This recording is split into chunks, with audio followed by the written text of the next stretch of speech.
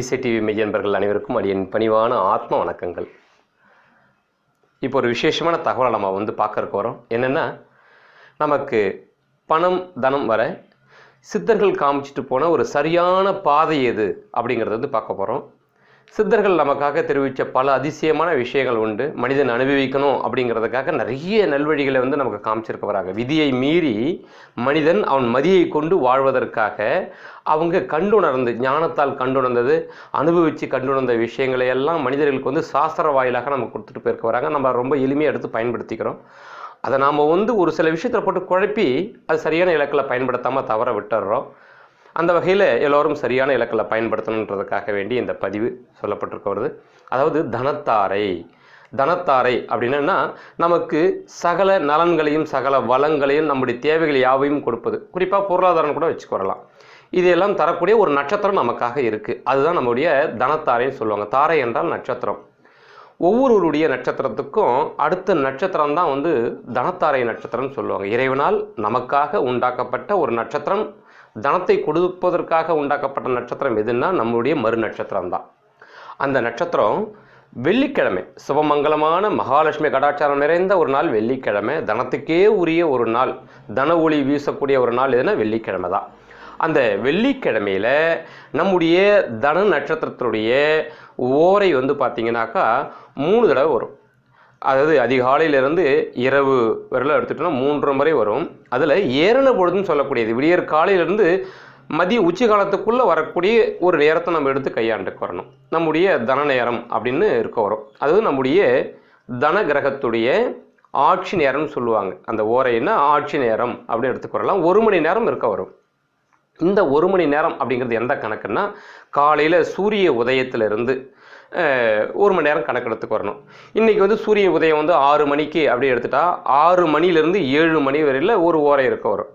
அதுக்கப்புறம் அடுத்த கிரகத்துடைய ஓரை இப்படி மாறி 1 மணி நேரத்துக்கு ஒரு மாதிரி ஒரு ஓரை வந்துட்டே இருக்க வருங்க. இதில் அன்றைய சூரிய உதயம் 6 மணி 10 நிமிஷம் அப்படின்னா 6:10லேருந்து 7:10 வரையிலும் தான் அந்த ஓரையுடைய நேரமாக இருக்க வரும். 6:30 மணிக்கு ஒரு சூரிய உதயம் அந்த மாதத்தில் உதயமாகுது அப்படின்னு சொன்னால் 6:30 மணிலேருந்து 7:30 மணி வரை தான் பார்த்திங்கன்னா முதல் ஓரையாக நம்ம கணக்கெடுத்துக்கு வரணும். நான் இதில் கொடுக்கப்பட்ட ஒரு நேரம் எடுத்துக்கிட்டிங்கன்னா, உங்களுக்காக இந்த தன நேரத்தை நீங்கள் அழகான முறையில் உங்களை தேவைகள் யாவும் பூர்த்தி செய்வதற்காக, ஒரு எளிய தியானத்தை செய்வதற்காக, உங்களுடைய ஜென்ம நட்சத்திரத்துக்கு உரிய தன ஓரை எது அப்படிங்கிறத கொடுக்குறக்கு வரேன். அதை நீங்கள் என்ன பண்ண வரணும், 1 மணி நேரம் நான் கொடுக்க இருக்க வரேன். அந்த 1 மணி நேரம்ன்றது அன்றைய தினம் சூரிய உதயம் எத்தனை மணிக்கோ அத்தனை மணிலேருந்து கணக்கெடுக்கல் எடுத்து நீங்கள் பயன்படுத்திக்குவாங்க. உதாரணமாக எடுத்தோன்னா காலண்டரில் பார்த்தாலும் சூரிய உதயம் கண்டுபிடிச்சிடலாம், பஞ்சாங்கத்தில் பார்த்தாலும் சூரிய உதயத்தை கண்டுபிடிச்சிடலாம். நிறைய பேருக்கு இது பார்க்க தெரியல அப்படின்றவங்க ஒரு பிரச்சனையும் இல்லை. நீங்கள் செய்ய வேண்டியதெல்லாம் என்னன்னாக்கா, நான் உங்களுக்காக ஒரு 1 மணி நேரம் கொடுக்குறேன் அப்படின்னா 1 மணி நேரம் சொல்லியிருப்பேன். அந்த 1 மணி நேரத்தை நீங்கள் என்ன பண்ணுங்கள், முதல் ஒரு 15 நிமிடத்தை தள்ளிட்டு அதுக்கு அடுத்த மாதிரி இருக்கக்கூடிய நேரத்தை நீங்கள் கையாண்டுக்குங்க. எந்த மாதிரி சூரிய உதயங்கள் மாறி இருந்தாலும் அதில் மாற்றங்கள் இருக்க வராது. நீங்கள் அதில் ஒரு 10 நிமிஷமாச்சும் ஒரு தியானங்கள் பண்ணவாங்க, ரொம்ப சிறப்பாக இருக்க செய்ய வரும். ஏன்னா நம்முடைய அந்த தன ஓரை இருக்கக்கூடிய நேரத்தில் நம்ம மனசுடைய முக்கியமான தேவைகள் இது நடக்கணுன்றது எதை நீங்கள் பிரார்த்தனை பண்ணுறீங்களோ அது உங்களுக்கு ஏமாற்றம் இல்லாமல் அப்படியே கிடைக்க செய்ய வருங்க. ரொம்ப விசேஷமானது இது, அனுபவபூர்வமான ஒரு விசேஷம் இது. அதை கொஞ்சம் கடைப்பிடிச்சிக்குவாங்க. இதை வெள்ளிக்கிழமையில் இதை செய்ய வரணும். வெள்ளிக்கிழமையில் உங்களுக்காக கொடுக்கப்பட்ட நேரம் என்னவோ அந்த நேரத்தில் அரச மரத்துக்கிட்ட போயிட்டு 2 அகலில் நெய் விளக்கு போட்டு 11 முறை வலம் நீங்கள் பிரார்த்தனை செய்துக்கு வரலாம். 11 முறை வலம் என்பது என்னென்னா, 11 என்றால் லாபம் என்று பொருள் உண்டு. 11 முறை வலம் வர்றதுக்கான நோக்கம் என்னென்னா லாபம்னு சொல்லுவாங்க. நம்முடைய ஜாதக கட்டத்தை எடுத்துக்கிட்டாக்க 11ஆம் வீடு தான் லாப வீடு, சம்பத்து வீடுன்னு சொல்ல வருவாங்க. அதனால் அந்த 11 முறை அரச மரத்தை வலம் பிரார்த்தனைகள் செய்துக்க செய்ய வருவாங்க. நான் ஏற்கனவே இதை பற்றின பூஜையை பற்றின வீடியோக்கள் போட்டிருக்கேன். அதை பார்த்து கொஞ்சம் டீட்டெயிலாக தெரிஞ்சுக்குவாங்க. அதை பார்க்காதவங்க டிஸ்கிரிப்ஷனில் நான் கொடுத்துருக்க வரேன், அதை கொஞ்சம் நீங்கள் பார்த்து தெரிஞ்சுக்குவாங்க. மேலும் அரச மரம் இல்லாதவங்க, அரச மரத்துக்கிட்ட போக முடியாதவங்க வீட்டுக்குள்ளேயே இருக்கக்கூடிய நம்முடைய குலவிளக்கு என்று சொல்லக்கூடிய காமாட்சி விளக்கில் நெய் போட்டு நீங்கள் தெய்வம் ஏற்றி நீங்கள் இருக்கிற இடத்துலையே நீங்கள் என்ன செய்ய வரலன்னா ஒரு 3 முறை வலம் உங்களுக்கு தன்னைத்தானே சுற்றிக்கிறது வலம் நீங்கள் பிரார்த்தனை செய்துக்குவாங்க. அமைதியாக ஒரு இடத்துல உட்காந்து தியானங்கள் செய்வாங்க. உங்கள் மன தேவைகள் என்னவோ பூர்த்தியாக செய்ய வரும். குலவிளக்கும் இல்லை, நாங்கள் ஒரு ஆஃபீஸில் தங்கி இருந்து வேலை செய்கிறோம் அப்படின்றவங்க ஒரு ஊதுவத்தி மாத்திரமாச்சும் இருந்தால் போதுமானது. ஏன்னா அக்னி ரொம்ப முக்கியமானது. அக்னியை உருவாக்கி நம்முடைய மன தியானத்தை செய்தோம்னா அப்படியே நடக்க வரும். உங்களுக்காக கொடுக்கப்பட்ட நேரத்தில் இதை நீங்கள் அவசியம் செய்யணுங்கிறது ரொம்ப முக்கியமானது. இதை நீங்கள் கடைபிடித்தால் விசேஷமான வாழ்க்கை, நீங்கள் விரும்பிய வாழ்க்கை, உங்களுடைய தனச்சேர்க்கை, பொருளாதார உயர்வு, எல்லா தேவைகளும் பூர்த்தியாகுங்கிறது உறுதியானதுங்க. இனி உங்களுடைய ராசியில் இடம்பெறக்கூடிய உங்களுடைய நட்சத்திரத்துக்கு எந்த நேரம் தன நட்சத்திரம், தன நேரம் அப்படிங்கிறத கொஞ்சம் தெரிஞ்சு கடைபிடிச்சுக்குவாங்க. தொடர்ச்சியாக வீடியோவை பாருங்கள். ரிஷபராசி அன்பர்கள் அறிவது, தங்களுக்கான தன நட்சத்திரம், தன நேரம் வெள்ளிக்கிழமையில் எப்பொழுது வருது அப்படிங்கிறத இப்போது பார்க்கறக்கு வரும். இதில் 3 நட்சத்திரங்கள் அடங்கிய ஒரு ராசி உங்களுடைய ராசி. இந்த அமைப்பில் கிருத்திகை நட்சத்திரம் 2, 3, 4 பாதங்கள் கொண்ட ஒரு 3/4 பங்கு நட்சத்திரம் கிருத்திகை நட்சத்திரம்.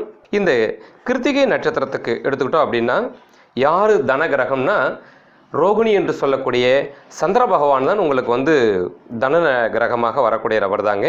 அந்த சந்திர பகவான் எடுத்துக்கிட்டோம் அப்படின்னாக்கா உங்களுக்கு எந்த காலகட்டத்தில் உங்களுக்கு அந்த தன நேரத்தை கொடுக்குறாரு அப்படின்னு எடுத்துட்டா வெள்ளிக்கிழமை காலையில் 8 மணிலிருந்து 9 மணிக்குள்ளே இந்த காலகட்டம் எடுத்துக்கிட்டோம் அப்படின்னா உங்களுக்கு தனத்தை வாரி வழங்கக்கூடிய அமிர்த ஒளி உமிழக்கூடிய நேரமாக இருக்க வரும்.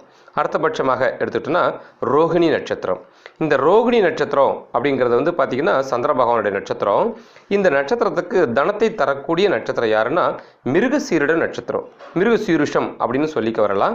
இது செவ்வாய் பகவானுடைய நட்சத்திரம். இது செவ்வாய் கிரகம்தான் உங்களுக்கு தனத்தை வழங்கக்கூடிய நட்சத்திரமாவார். இவருடைய காலகட்டம் அப்படின்னு எடுத்துக்கிட்டாக்கா விடியற் காலையில் 4 மணிலிருந்து 5 மணிக்குள்ளார இருக்கக்கூடிய அந்த செவ்வாய் ஓரை, அதாவது செவ்வாயுடைய நேரம், ஆட்சி நேரம்னு சொல்லிக்கலாம். அதுதான் உங்களுக்கு தனத்தை தரக்கூடிய நேரமாக இருக்க வரும். இதே அமைப்பில் எடுத்துட்டோம்னா பகல் 11லேருந்து 12 மணி வரையில் கூட பார்த்திங்கனாக்கா உங்களுக்கு செவ்வாயுடைய ஓரை இருக்க வரும். ஆனால் அந்த நேரத்தில் ராகு காலம் இருக்கிறதுனால ரோகிணி என்று சொல்லக்கூடிய சந்திரனுடைய நட்சத்திரத்துக்கு ராகு காலம் ஆகாது. ஆகையால் அந்த நேரத்தை நீங்கள் தவிர்த்துடணும். விடியற்காலையில் 4லேருந்து 5 மணிக்குள்ளே கடைபிடிக்கிறதான் உங்களுக்கு சிறப்பாக இருக்க செய்வருங்க. அடுத்தபட்சமாக எடுத்துகிட்டா மிருகசீரிஷ நட்சத்திரம் 1 மற்றும் 2 பாதங்களை கொண்டது. இதுதான் ரிஷபராசியில் அடங்கக்கூடியது. உங்களுக்கான தன நட்சத்திரம் யார் எடுத்துட்டா திருவாதிரை, ராகு பகவானுடைய அனுகிரகம் கொண்ட திருவாதிரை நட்சத்திரம் தான் உங்களுக்கான தன அமைப்பு கொண்டது. இப்போது உங்களுடைய நிகழ்வில் ஒரு வித்தியாசம் உண்டு. ஏன்னா அந்த காலத்துலேருந்தே எடுத்துக்கிட்டோம் அப்படின்னாக்கா மற்ற கிரகத்துக்கெல்லாம் ஆட்சி உண்டு. ராகு கேதுக்கு மட்டும் பார்த்திங்கன்னா தனிப்பட்ட ஒரு ஆட்சி நேரம்ங்கிறது சிறப்பாக சொல்லப்படலைன்னா கூட உங்களுக்கு எடுத்துக்கிட்டோம் அப்படின்னா ராகு கால நேரம் இருக்குது பார்த்தீங்களா, அந்த ராகு கால நேரம் தான் ராகுடைய ஆட்சி காலகட்டம். ராகுக்குன்னு ஓரை நேரம் கிடையவே கிடையாது. ராகு காலம் ராகுடைய ஆட்சி காலம்தான். அதே நேரத்தில் ஓரை என்பது பார்த்திங்கன்னா ராகுவுக்கும் கேதுக்கும் கிடையாது. அப்போது இந்த மிருகசீரிஷ நட்சத்திரத்துக்கு அதிபதி யார் அப்படின்னா செவ்வாய் பகவான் தான். அப்போ இந்த செவ்வாய் பகவானுக்கு ராகு கால நேரத்தில் வரக்கூடிய செவ்வாய் ஓரையே அதற்கான அதிர்ஷ்டமான ஒரு நேரங்கிறத நீங்கள் தெரிஞ்சுக்கணும். அதாவது பகல் 11 மணிலேருந்து 12 மணி வரையில் இருக்கக்கூடிய ராகு கால நேரத்தில் இருக்கக்கூடிய செவ்வாய் ஓரை தான் உங்களுக்கு தனத்தை தரக்கூடிய நேரம். செவ்வாய்க்கு மங்களம்னு ஒரு பெயர் உண்டுங்க. உங்களுடைய மிருகசீரிஷ நட்சத்திரத்துக்கு மங்களம்னு ஒரு பெயர் உண்டு. ஏன் அவருக்கு மங்களம்னு பெயர்னா அவருக்கு அவரே செல்வாதிபதி, அவருக்கு அவரே எல்லா நிர்வாகம் தரக்கூடிய ஒரு விசேஷமான பவர் அவருக்கு உண்டுங்கிறதுனால தான் அந்த விஷயம். அது ராகு கால நேரத்தில் அவருக்கு அதீதமான சக்திகள் உண்டு. ஆக மிருகசீரிஷ நட்சத்திரக்காரர்களுக்கு பகல் 11லேருந்து 12 மணி வரையில் கடைபிடிச்சுக்குவாங்க. ஒரு வேலை செய்யக்கூடியவங்க அந்த நேரத்தில் என்னால் போக முடியாதுங்க, வேலையை விட்டுட்டு நான் எப்படி போகிறது, ஒரு தியானத்துக்காக செலவிடக்கூடிய நேரமே இல்லையே அப்படின்னு நினைக்கக்கூடியவங்க நீங்கள் என்ன பண்ணுவாங்கன்னா விடியற் காலையில் உங்களுக்கு ஷேமத்தாரை என்று சொல்லக்கூடியது உண்டு. ஷேம நட்சத்திரம் யார், ஷேம நட்சத்திர கிரகம் யாருன்னா சூரிய பகவான் தான். ஆகல விடியற் காலையில் 5லேருந்து 6 மணிக்குள்ளே பார்த்தீங்கன்னா சூரிய ஓரை இருக்க வரும். அந்த நேரத்தில் நீங்கள் பயன்படுத்தா ரெண்டும் ஒரே சக்தியை தரக்கூடியதான். உங்களுக்கு தனத்தை வழங்கக்கூடிய நேரமாகத்தான் அந்த நேரமும் இருக்க வரும். விடியற் காலையில் 5லேருந்து 6க்குள்ளே நீங்கள் செய்ய வரலாம்.